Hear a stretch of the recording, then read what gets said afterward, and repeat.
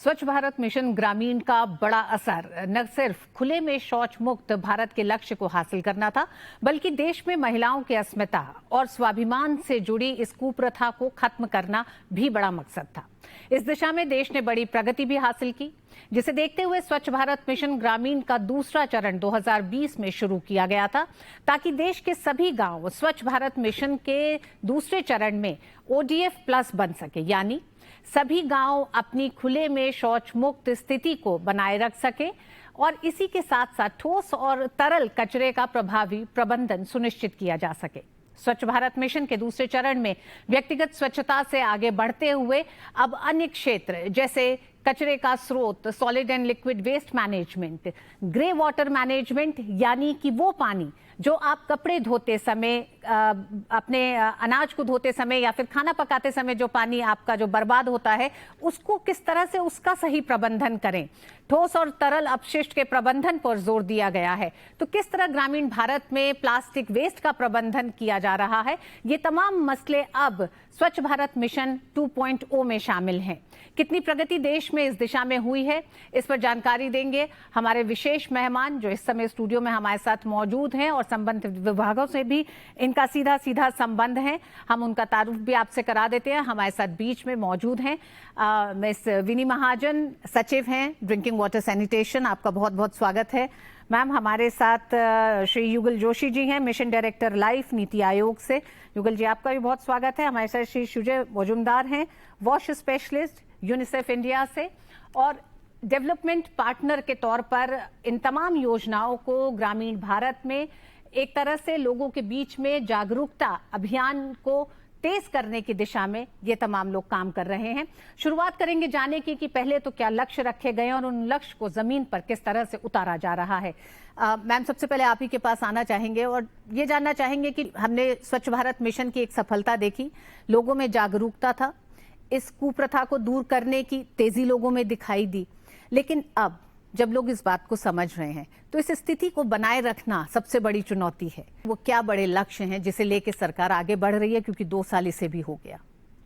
आज से 3 साल पहले गांधी जी के 150 जयंती पर 2 अक्टूबर 2019 को जब भारत के हर गांव, हर ग्राम पंचायत ने ये कहा कि हमने खुले में शौच से मुक्ति प्राप्त कर ली है, हम ओपन डेफिकेशन फ्री हो चुके हैं, तो भारत ने बड़े गर्व से अपने आप को ODF कहा।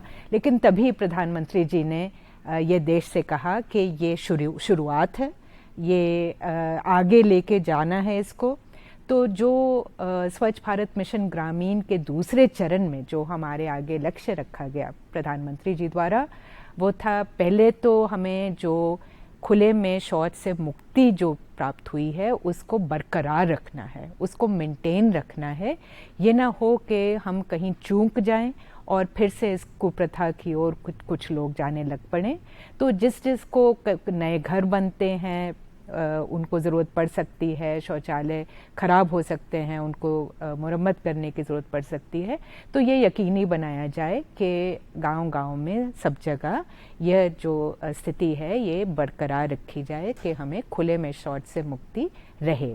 और दूसरा जो बड़ा लक्ष्य था वह यह था कि हमारे अब गांव की संपूर्ण स्वच्छता की ओर हम बढ़ें। तो इसमें जो ठोस और तरल जो वेस्ट होता है, अक्सर गांव में देखा जाता है कि कुछ गोबर होता है या कुछ और जानवरों का जो मल होता है, इसी तरह से कुछ एग्रीकल्चर में से जो खेती का जो बचा कुचा कुछ होता है, खाना कुछ बचा होता है सामान, इस किस्म का जिसको हम ऑर्गेनिक वेस्ट कहते हैं। ऑर्गेनिक वेस्ट के अलग प्रबंध किए जाने चाहिए। इसी और जो शौचालय बनाए गए हैं, शौचालय में अगर तो 2 गड्ढे का शौचालय है तो हम जानते हैं कि उसमें कुछ और प्रबंध करने की खास ज़रूरत नहीं है। एक गड्ढा प्रयोग करके दूसरे गड्ढे में जो मल होता है वो अपने आप ही समय के साथ खाद का रूप धारण कर लेता है। लेकिन अगर कोई एक गड्ढे वाला या जो जिसको हम सेप्टिक टैंक बोलते हैं, अगर ऐसा शौचालय बना हो तो उसमें मल का प्रबंधन करना ज़रूरी है। तो गांव में सुंदरता रहे, स्वच्छता रहे, यही हमारा लक्ष्य है स्वच्छ भारत मिशन ग्रामीण के दूसरे चरण का। और इसके लिए हमारी केंद्र सरकार ने बहुत मात्रा में धनराशि भी रखी है और गाइडेंस भी देती हैं, और सभी राज्य सरकारें, सभी केंद्र शासित प्रदेश इस कोशिश में लगे हैं कि गांव-गांव में ये प्रयत्न हो और ये कोशिशें बहुत तेज़ी से सफलता की ओर बढ़ रही हैं। जी मजूमदार साहब, ये जो लक्ष्य अभी मैम ने गिनाए हैं, इन लक्ष्य को जमीन पर उतारने की जिम्मेदारी जहां राज्य सरकारों की है और तमाम संस्थाएं हैं इसके लिए जो काम कर रही हैं, प्रशासनिक भी और गैर प्रशासनिक भी, और खासकर स्वयंसेवी संगठनों की भी बड़ी भूमिका देखी गई है पिछले कुछ समय में। ऐसे में जमीन पर इन्हें उतारने में वो कौन सी चुनौतियां सामने आती हैं, और खासकर जब हम स्वच्छता मिशन 2.0 की बात करते हैं, जब हम सॉलिड और लिक्विड वेस्ट मैनेजमेंट की बात करते हैं, तो इसके लिए वो समझ पैदा करना लोगों के बीच में, जागरूकता, जरूरत और बदलाव। स्वच्छ भारत 2 में इसका जो स्कोप है काफ़ी फैल गया है, क्योंकि हम लोगों को वेस्ट मैनेजमेंट, जैसे मैंने कहा, अलग अलग waste, plastic waste, bio waste, faecal waste, जो मानव मल का मैनेजमेंट, तो इसको करने के लिए व्यवस्था, इस बारे में कहा, काफ़ी फाइनेंशियल इन्वेस्टमेंट, आर्थिक धनराशि भारत सरकार लगा रही है। और ये ज़्यादातर इंफ्रास्ट्रक्चर क्रिएशन, जैसे सेग्रीगेशन शेड्स है, मल की मैनेजमेंट की यूनिट है, लेकिन सिर्फ कंस्ट्रक्शन करने से नहीं होगा। जैसे आपको मालूम है 2.5 लाख के ऊपर ग्राम पंचायत है, कंस्ट्रक्शन तो स्वच्छ भारत मिशन करके देगी, मगर जब ये प्रोसेसेस और जो प्रोग्राम्स और सिस्टम्स पंचायत को हैंडओवर होंगे, पंचायत के पास क्या वो काबिलियत है, क्या वो स्किल है कि इनको लगातार कंटिन्यूसली चलाएं। तो ये एक चैलेंज है, और मंत्रालय ने एक बहुत बड़ा कैपेसिटी बिल्डिंग अभियान चलाया है, प्रशिक्षण अभियान, मास्टर ट्रेनर्स के माध्यम से हर राज्य में, हर जिले में 5 से 8 मास्टर ट्रेनर्स को बनाया जा रहा है, जो इन पंचायतों का स्किल और उनकी जानकारी उनको उपलब्ध कराएंगे, उनको प्रशिक्षण ऐसे देंगे कि ये स्कीम्स जब उनके पास आएगी वो उनको प्रॉपर्ली जिम्मेदारी के रूप से चलाएं, और जो सैनिटेशन सर्विस है वो ग्रामीणी को मिल सके। ओडीएफ प्लानिंग जो गांव के साथ मिलकर की जा रही है, उसका क्या असर आपने देखा है पिछले, अगर हम 2-2.5 साल की बात करें तो? उसमें पंचायत की रोल, ग्राम सभा की रोल, और हर गांव में पानी एवं स्वच्छता का जो कमेटी समिति बनी है, उनकी रोल बहुत महत्वपूर्ण हो जाता है। तो प्लानिंग प्रोसेस में सबको शामिल करना इंपॉर्टेंट है। बहुत सारे स्टेटों में बहुत अच्छे प्लान्स बने हैं, व्यापक प्लान्स बने हैं, जो लोग इसमें इन्वॉल्व होकर खुद ही बनाए हैं, तो ओनरशिप है, उनको लगता है ये हमारा प्लान है, और उसका इम्प्लीमेंटेशन में भी काफ़ी मदद मिलती है। आई थिंक बहुत पॉजिटिव है, और जैसे जैसे टाइम जाएगा, आगामी 2 साल 2.5 साल बचा है, बहुत सक्सेस इसमें मिलने वाला है स्वच्छ भारत में। जोशी जी, वो क्या चुनौतियां रही जो आपको शायद स्वच्छ भारत मिशन की शुरुआत, क्योंकि वो उस समय एक मानसिकता को तोड़ने की जरूरत थी, उसके बाद के इस सफर में जब आप लोगों तक पहुंचते हैं और ये कहते हैं कि इसको आगे आपको जारी रखना है, या कुछ नई ऐसी चीजें हैं जिनमें तकनीकी जानकारी भी चाहिए, आप अगर लिक्विड सॉलिड वेस्ट मैनेजमेंट की बात करते हैं या फिर सेफ्टी टैंक की बात करते हैं, तो ये सब एक सिखाने, बताने और अपने पूरे जीवन शैली में लाने की जरूरत है। इसमें किस तरह से आपको लगता है, क्या मुश्किलें आ रही हैं, क्या लोगों में उस सोच में परिवर्तन दिख रहा है, और कैसे आप लोगों तक पूछ रहे हैं, क्योंकि आपके पास तो वो क्षेत्र है जिसमें आप एक संवाद कायम करते हैं लोगों के साथ? माननीय प्रधानमंत्री जी का कहना है, उन्होंने कहा है कि स्वच्छता जो है वो it is everybody's business, everyone's business, और जब तक हर कोई ये बात आत्मसात न करे कि स्वच्छता मेरा काम है, मेरा स्वभाव होना चाहिए, तब तक ये व्यवहार परिवर्तन मुश्किल होता है। तो स्वच्छ भारत मिशन ने सबसे पहले लोगों को यह बताने की कोशिश की कि अगर आप अस्वच्छ रहते हैं, गंदगी से रहते हैं, तो कैसे ये आपके स्वास्थ्य पर, आपके पर्यावरण पर और आपकी इकोनॉमी पर किस तरह का असर डालता है। अब रही बात कि कैसे स्वच्छ भारत मिशन फेज़ 1 और फेज़ 2 में हम लोगों से संवाद कायम कर रहे हैं, इसमें क्या क्या डिफरेंसेस हैं या क्या हम नया कर रहे हैं। तो स्वच्छ भारत मिशन फेज़ 1 में हम लोगों को टॉयलेट की डिमांड के लिए प्रोत्साहित करने का काम करते थे कि वो शौचालय बनवाएं और उसके बाद उसका प्रयोग भी करें। तो ये हाउस होल्ड की बात थी, इंडिविजुअल लोगों की बात थी। अब जब हम उस स्तर से एक ऊंचे स्तर पर आ गए हैं, जब हम संपूर्ण स्वच्छता की बात करते हैं, जब हम सॉलिड वेस्ट की, लिक्विड वेस्ट की, प्लास्टिक्स की, फीकल स्लज की बात करते हैं, और जो हमने फेज 1 में जो हमारे गेन हैं उनको अपनाए बनाए रखने की बात करते हैं, तो ये जटिल हो जाता है। तो पहले जैसे हमारे पास स्वच्छाग्रही का सिस्टम था, लाखों स्वच्छाग्रही गाँव में थे, तो अब हमने इसमें और नई चीज़ें जोड़ी हैं। अब इसमें विलेज वाटर सैनिटेशन कमिटीज आ गई हैं, पानी समितिज आ गई हैं। और एक बहुत मज़ेदार चीज़ आपको बताऊं कि स्वच्छ भारत मिशन फेज 1 में जब हम इंडिविजुअल संवाद करते थे तो करोड़ों लोगों से एक साथ करते थे। बच्चों से कर रहे हैं, अगर स्वच्छ संकल्प से स्वच्छ सिद्धि, तो 5 करोड़ 10 करोड़ बच्चे एक साथ जोड़ रहे हैं। उसके कंपैरिजन में यहाँ आप करिए कि DDWS ने, department of drinking water and sanitation ने सरपंचों से सीधा संवाद शुरू किया, सरपंच संवाद। तो पिछले कुछ ही साल में करीब करीब हमारे यहाँ तो 2.25 लाख पंचायतें हैं, उनमें से करीब 1,35,000 पंचायत सरपंचों से सीधे संवाद स्थापित किया गया ताकि वो काम करें। और आपको ये जानकर खुशी होगी कि जैसे बात होती है सिंगल यूज प्लास्टिक की, प्लास्टिक अब इतना बड़ा अभिशाप बन रहा है गाँवों में, तो 1,06,000 के आसपास पंचायतों ने यह शपथ ली है कि वो अपने यहाँ सिंगल यूज प्लास्टिक नहीं करेंगे। तो ये अब नए तरीके का संवाद बनाने की कोशिश हो रही है और बहुत सफल कोशिश हो रही है। दूसरे, आपने प्रौद्योगिकी की बात की, टेक्नोलॉजी हम कैसे यूज कर रहे हैं, तो मेरा ख्याल है स्वच्छ भारत मिशन का चाहे सोशल मीडिया में फेसबुक देखिए, ट्विटर देखिए, तो बहुत ही लोकप्रिय पेज हैं और नित्य नूतन उसमें नए नए आयाम स्वच्छ भारत जोड़ता रहता है जी।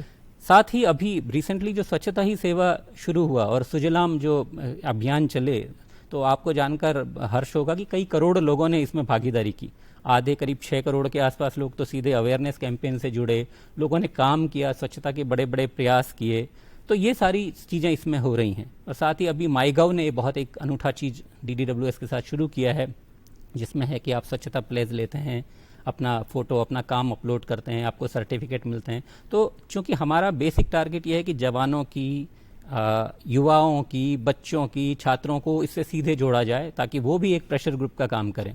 तो बहुत नए नए तरीके से इसमें संवाद स्थापित हो रहे हैं। महिलाओं की इसमें बहुत बड़ी भूमिका है, जैसे फेज 1 में रही है वैसे इस फेज 2 में भी। विनी मैम, ये भी जानना चाहेंगे कि जब हम सॉलिड और लिक्विड वेस्ट मैनेजमेंट की बात करते हैं, क्योंकि एक हिस्सा है, हालांकि उस हिस्से का बड़ा रूप तो अन्य मंत्रालयों के साथ है, लेकिन फिर भी मेंस्ट्रुअल वेस्ट जो है उसके मैनेजमेंट को लेकर किस तरह से आपका मंत्रालय आगे बढ़ रहा है, क्या प्रगति है, क्या बदलाव हम कर पाए? क्योंकि जब लाल किले की प्राचीर से प्रधानमंत्री ने जब सैनिटरी नैपकिन्स और पैड्स की बात की, वही अपने आप में एक बहुत बड़ा बदलाव था। क्या उस बदलाव को अभी हम और जमीन पर उतार पा रहे हैं? ये बहुत ज़रूरी है कि इस मुद्दे पर खुल के बात की जाए। और जैसे आपने कहा, जब प्रधानमंत्री जी ने ही इसके बारे में बात करी, तो हमें दिखता है अब कि गांव-गांव में हमारी बच्चियां, हमारी महिलाएं अब इसमें उतना संकोच नहीं कर रही जैसे कि पहले होता था। और ये मुद्दे जो हैं, पहले खुले में इनके बारे में कोई बातचीत नहीं थी होती। लेकिन हम ये भी जानते हैं कि मेंस्ट्रुअल हाइजीन के ऊपर ध्यान ना देने से किस किस्म की दिक्कतें और ख़ास तौर पे लड़कियों के, महिलाओं की सेहत पे कितना बुरा असर इससे पड़ सकता है। तो इसके बारे में सभी होल ऑफ गवर्नमेंट अप्रोच लेकर हमारा सेहत विभाग भी, हमारा विमेन एंड चाइल्ड मिनिस्ट्री है और हम तो इधर से करते ही हैं, तो सभी ने मिलजुल कर इसके बारे में स्कूलों में और चर्चाएं हुई हैं।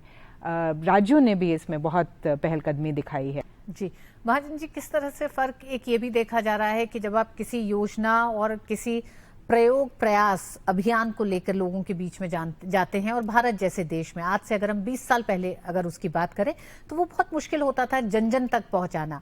आज उसके बहुत से साधन हैं, चाहे वो डिजिटल इंडिया हो या फिर तमाम अन्य प्रयास हों जिसके तहत आप जनता तक पहुंच सकते हैं। ऐसे में स्वच्छ भारत मिशन 2.0 में टेक्नोलॉजी को लेकर किस तरह से फोकस किया जा रहा है? क्योंकि मोबाइल ऐप का भी लॉन्च किया गया, क्या लोग इस तरह से इससे जुड़ पा रहे हैं इस पूरे अभियान से? हमारे ये सब मिशन तो आधारित ही जन भागीदारी पर हैं। ये हम इनको सरकारी स्कीम्स या सरकारी पॉलिसीज़ तो समझते ही नहीं हैं। ये तभी हो सकते हैं और हमारा पूरा मानना है कि इनको करने के लिए जब गांव के लोग और गांव की जो लीडरशिप है वह आगे ना बढ़े जब तक, तब तक इनको हम समझते हैं कि ये आगे नहीं बढ़ रहे। तो गांव में अब जैसे चर्चा हुई कि अलग अलग माध्यमों से अब हमारे पास वीडियो कॉन्फ्रेंस के टूल्स हैं, हमारे पास मोबाइल टूल्स हैं, हम मैसेजेस भेज सकते हैं। तो हमारा जो मंत्रालय है केंद्र सरकार का, पंचायती राज का, उनके साथ मिलकर सरपंचों तक ये मैसेजेस भेजना हमने शुरू किया है। तो अलग अलग तरीक़ों से ये हम कम्युनिकेशन, सबसे पहले ये सूचना पहुंचाने कि क्या करना चाहिए, किस तरह करना चाहिए, और ये फीडबैक लेना, क्योंकि ये दोनों तरह से होना चाहिए। हमें ग्रामीण स्तर से ये जानकारी भी आनी चाहिए कि क्या हो रहा है, करने में कोई दिक्कतें पेश आ रही हों या कोई कमी पेश आ रही हो, तो उसके बारे में। दूसरी ओर टेक्नोलॉजी का उपयोग किया जा सकता है, क्योंकि हिंदुस्तान में तो बहुत स्टार्टअप्स, बहुत नए आइडियाज़, हमारे नौजवान और हमारे सब लोग अलग अलग किस्म की प्रॉब्लम्स के ऊपर अपने नए तकनीक, चाहे सेंसर्स हैं, IoTs हैं, उनको लेकर और कम लागत कम कीमत और बड़े स्तर पर जिन चीज़ों का प्रयोग किया जा सके, तो ऐसे इन्वेंशंस कर रहे हैं, नए तरीके ढूंढ रहे हैं। तो उसको भी विभाग ने एक बहुत ही ऑर्गेनाइज तरीके से हम बुलाते हैं। हमने ये संदेश दिया है कि किसी को भी कोई नए तरीके अगर समझ में आ रहे हैं या सोचते हैं कि कामयाब हो सकते हैं, तो हमारे पास आएँ। एक हमारी बहुत उच्च स्तर की एक कमेटी है जिसमें प्रिंसिपल साइंटिफिक एडवाइज़र टू प्रधानमंत्री जी के, वो खुद उनके नियंत्रण में ये कमेटी है, देख रेख में। तो ये कमेटी देखती है कि जो नए तकनीक, जो नए साधन, जो नए तरीके या स्टार्टअप उन समस्याओं को दूर करने के हैं, तो जो आइडियाज़ लेके आते हैं। और बहुत से लोग आ रहे हैं आगे, बहुत नई टेक्नोलॉजीज़। हमने पीछे स्टार्टअप चैलेंज किया था, तो उसमें बहुत अच्छे अच्छे आइडियाज़ के, जैसे प्लास्टिक का जो वेस्ट है जिसकी हम बात कर रहे थे, कि उसका प्रयोग उचित तरीके से कैसे हो सकता है। और इतनी खुशी की बात है कि हर राज्य में, हर केंद्र शासित प्रदेश में गतिविधियां हुई, बहुत पैमाने पे हुई, जहां उन्होंने गाँव में से कचरा निकाला, पुराने ढेर जो थे निकाले, सफाई करी, अपने वृक्ष लगाए, सरोवर साफ किए, और इतनी गतिविधियां हुई जिसमें 10 करोड़ जुड़े लोग। अलग अलग हम 1 करोड़ की कल्पना कर रहे थे और इसमें आंकड़ा 10 करोड़ तक पहुंचा है। लेकिन चुनौती उससे भी बड़ी ये दिखाई देती है कि जहां 10 करोड़ लोग जुड़े, ये सिर्फ पखवाड़े तक सीमित ना रहे, एक मानसिकता, एक में बदलाव, साथ ही साथ व्यवहारिकता में इतना शामिल हो जाए कि आने वाले समय में जब इसको हम एक तरह से सिर्फ किसी अभियान के तौर पर नहीं, बल्कि एक जीवन शैली के तौर पर देख सके आने वाले समय में, उसे दूर करने के लिए क्या क्या चुनौतियां हैं, उस पर भी बात होगी। वक्त एक छोटे से ब्रेक का है। ब्रेक के बाद लौटेंगे और जानेंगे अपने मेहमानों से कि देश में स्वयं सहायता समूह और खासकर उन पंचायतों में जहां महिला सरपंच है, क्या वहां कुछ और नए बदलाव दिखाई देते हैं।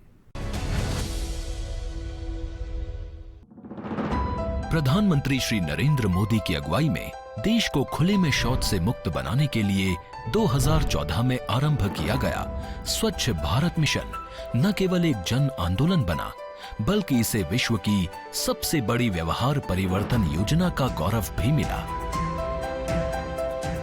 स्वच्छ भारत मिशन ग्रामीण की उदाहरणीय सफलता के बाद जरूरत थी इस परिवर्तन को स्थायी बनाने की, और इस लक्ष्य को हासिल करने के लिए स्वच्छ भारत मिशन के दूसरे चरण यानी कि ODF प्लस की शुरुआत की गई।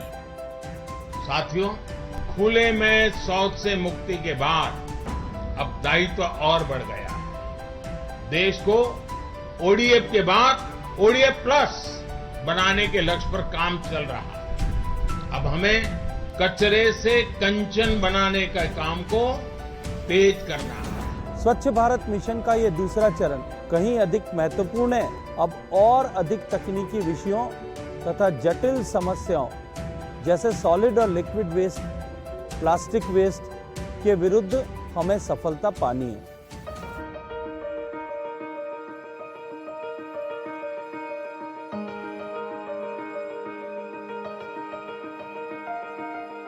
पूरे देश में स्वतंत्रता की 75वीं वर्षगांठ के अवसर पर आजादी का अमृत महोत्सव मनाया जा रहा है।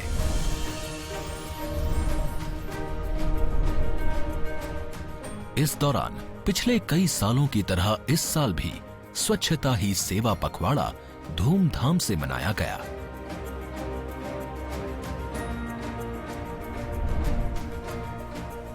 स्वच्छता ही सेवा के अंतर्गत इस बार ODF प्लस या संपूर्ण स्वच्छता पर खास ध्यान दिया गया।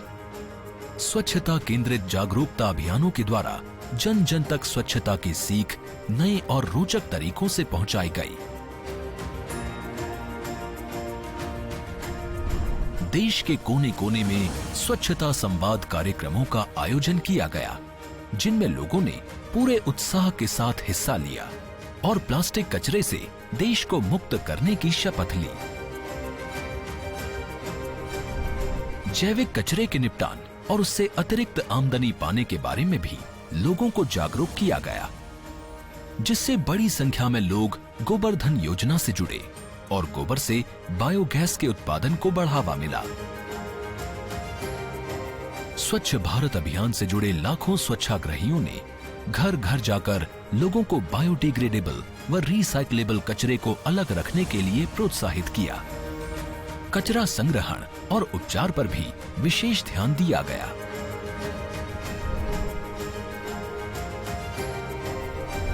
सुजलाम अभियान के अंतर्गत ग्रे वाटर प्रबंधन के लिए बड़ी संख्या में सोख्ता गड्ढों का निर्माण किया गया और इसमें देशवासियों ने पूरे उत्साह के साथ श्रमदान किया। ODF स्थायित्व के महत्व के बारे में भी लोगों को जागरूक किया गया। लोक हित के लिए ऐसी किसी भी योजना की सफलता उसमें जन भागीदारी और लोगों के व्यवहार परिवर्तन पर निर्भर करती है और लोगों का उत्साह व भागीदारी इस बात का प्रमाण है कि देश को खुले में शौच मुक्त बनाने के बाद अब ODF प्लस का लक्ष्य प्राप्त करने के लिए भी लोग जी जान से जुटे हुए हैं। तो आइए संपूर्ण स्वच्छता की ओर एक और कदम बढ़ाएं और अपने देश को स्वच्छता से स्वावलंबन की दिशा में लेकर चलें।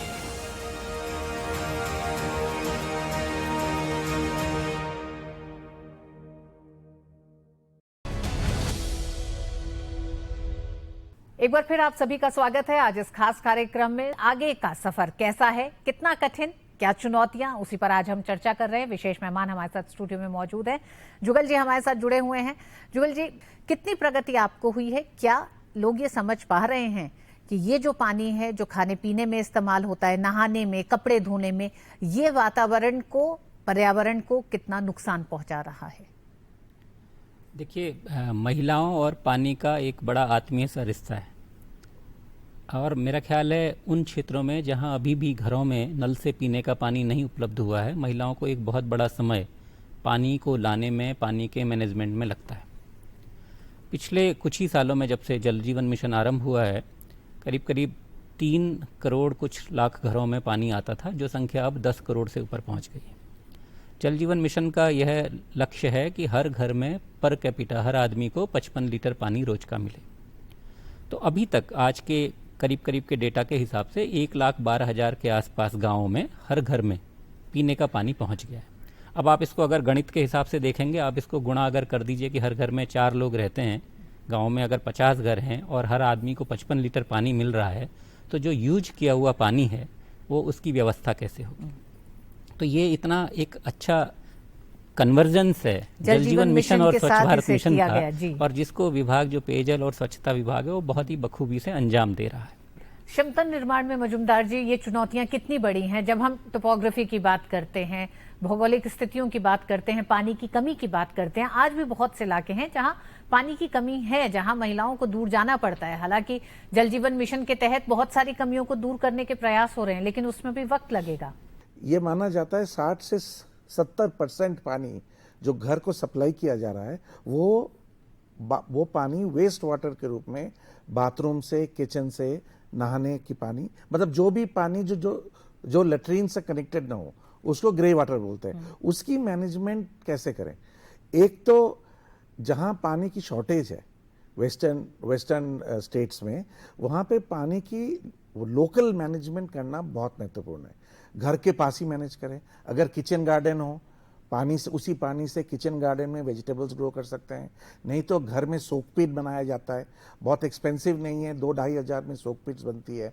अगर एक घर में स्पेस नहीं हो, 4-5 घरों को मिला के क्लस्टर बना के सोक पिट, आइडिया क्या है कि पानी दूर ना चला जाए, जो वेस्ट है वो वहीं पे ग्राउंड में सीपेज हो जाए, ग्राउंड वाटर रिचार्ज। तो ये जागरूकता फैलाने तो की असर जागरूकता है। अभियान के साथ किस तरह से हम इस तरफ काम कर रहे हैं कि मान ले किसी और राज्य में 6 गांव हैं जिन्होंने इन दिशाओं में, चाहे सॉलिड और ये लिक्विड वेस्ट मैनेजमेंट की दिशा में काम किया हो, ग्रे वाटर मैनेजमेंट में काम किया हो, या फिर स्वच्छ भारत मिशन भाग 2 में ओडीएफ की स्थिति को कैसे बरकरार रख सकते हैं, इसको आप कैसे दूसरे राज्यों में ले जाके एक प्रेरणा पैदा कर सकते हैं लोगों में, इस तरफ किस तरह का काम हो रहा है? देखिए, इसमें सबसे बड़ा जो काम है वो ये है कि अगर कोई राज्य एक अच्छा काम कर रहा है तो ऐसा नहीं है कि यह जो अच्छी चीज़ है वहीं तक सीमित रह जाती है। विभाग का ये हमेशा वो रहता है कि रेगुलर स्तर पर हम लोग राज्यों के साथ जोनल इस तरह की हम लोग कॉन्फ्रेंसेस करते रहते हैं, जहाँ विचारों का आदान प्रदान होता है। लोग बताते हैं कि उनके यहाँ क्या समस्याएं हैं, ये समस्याएं किस नए अभिनव तरीके से उन्होंने दूर की हैं, क्या इसको कोई दूसरा राज्य किस तरह से इसको यूज कर सकता है अपनी स्थिति देखते हुए, इसमें बदलाव करते हुए। तो इस पर बहुत रेगुलर गोष्ठियाँ होती हैं, वर्कशॉप्स होती हैं। ये न सिर्फ ऊंचे स्तर पर होती हैं बल्कि जो हमारे जिला स्तर के, राज्य स्तर के लोग हैं वो भी इसमें लगातार भागीदार होते हैं। महाजन जी, अंत में बस आपसे जानना चाहेंगे कि अगले 10 साल के बाद या 2047 की जब हम बात करते हैं, जब भारत 100 साल आज़ादी के पूरे करेगा, तब आप भारत को स्वच्छता की दृष्टि से या स्वच्छ भारत मिशन का जो लक्ष्य रहा है उस लक्ष्य से कितना आगे बढ़ते देख रही हैं? क्या बड़े बदलाव देख रही हैं जो स्वभाव में आ जाएंगे लोगों के? मुझे लगता है जिस गति से गांव-गांव में ये अपनाया जा रहा है कि हमने अपने गांव को साफ रखना है, और साफ रखने के जो तरीके हैं वो भी जैसे आज चर्चा हुई, ये कोई ज़रूरी नहीं है कि कोई बहुत बाहर से कोई नई तकनीक आए।